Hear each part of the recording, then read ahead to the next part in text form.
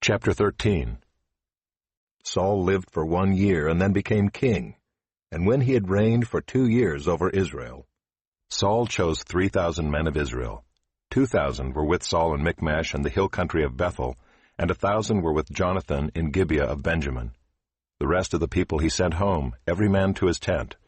Jonathan defeated the garrison of the Philistines that was at Geba, and the Philistines heard of it, and Saul blew the trumpet throughout all the land, saying, "Let the Hebrews hear." And all Israel heard it said that Saul had defeated the garrison of the Philistines, and also that Israel had become a stench to the Philistines. And the people were called out to join Saul at Gilgal. And the Philistines mustered to fight with Israel, 30,000 chariots and 6,000 horsemen, and troops like the sand on the seashore in multitude. They came up and encamped in Michmash to the east of Bethaven. When the men of Israel saw that they were in trouble, for the people were hard pressed, the people hid themselves in caves and in holes and in rocks and in tombs and in cisterns, and some Hebrews crossed the fords of the Jordan to the land of Gad and Gilead. Saul was still at Gilgal, and all the people followed him, trembling. He waited 7 days, the time appointed by Samuel. But Samuel did not come to Gilgal, and the people were scattering from him. So Saul said, "Bring the burnt offering here to me and the peace offerings." And he offered the burnt offering. As soon as he had finished offering the burnt offering, behold, Samuel came. And Saul went out to meet him and greet him. Samuel said, "What have you done?"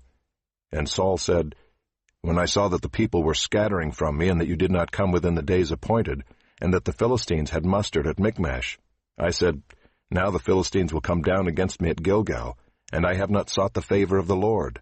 So I forced myself and offered the burnt offering." And Samuel said to Saul, "You have done foolishly.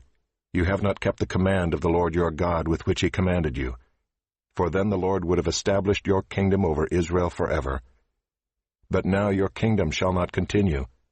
The Lord has sought out a man after his own heart, and the Lord has commanded him to be prince over his people, because you have not kept what the Lord commanded you."